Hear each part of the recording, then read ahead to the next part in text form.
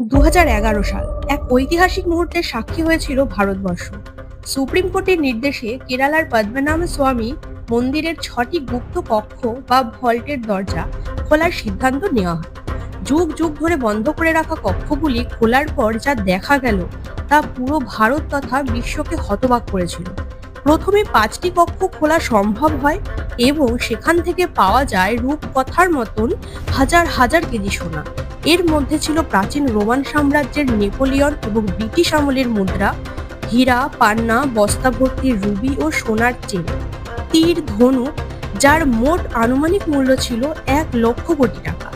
সবচেয়ে আশ্চর্য ও প্রধান সম্পদ ছিল প্রায় ৪ ফুট উচ্চতার একটি খাঁটি সোনার বিষ্ণু মূর্তি, যা বহু মূল্য রত্ন খচিত ছিল। হীরা ও পান্না খচিত সোনার মুকুট এবং গয়না এবং ১৮ ফুট লম্বা একটি সোনার চেন, বস্তা ভর্তি হীরা, পান্না এবং অন্যান্য দামি রত্নপাথর, সোনার তৈরি তীর, ধনুক ও বড় সিংহাসন ও বড় বড় সোনার কলস। গল্প এখানেই শেষ নয়। এখানে একটি কক্ষ এখনো খোলা সম্ভব হয়নি।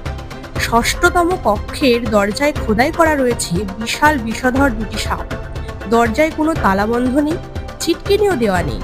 স্থানীয়রা বিশ্বাস করে এই দরজা জোর করে খুলতে গেলে মহা বিপর্যয় নেমে আসবে ও সমুদ্রের জল মন্দিরের চত্বরে প্রবেশ করে সব ভাসিয়ে নিয়ে যাবে।